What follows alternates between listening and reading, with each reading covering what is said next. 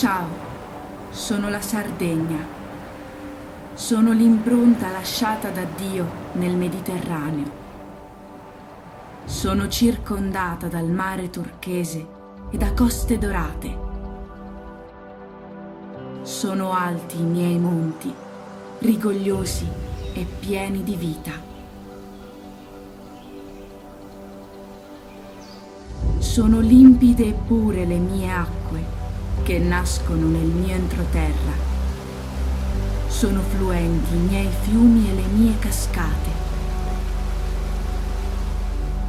Uniche le albe, i tramonti e la mia lingua.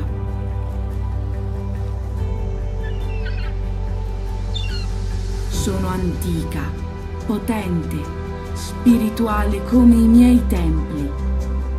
Sono resistente come le rocce dei miei nuraghi. Sono viva come la natura che mi ricopre.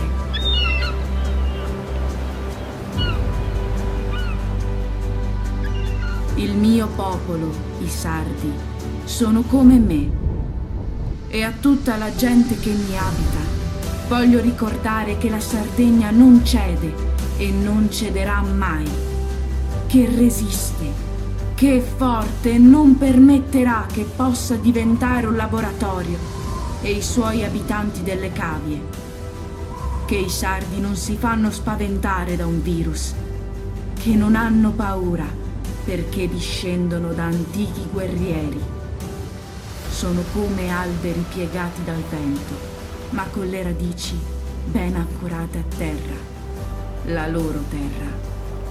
Un unico popolo, una sola anima, cuore dello stesso cuore, forza della stessa forza, respiro dello stesso respiro.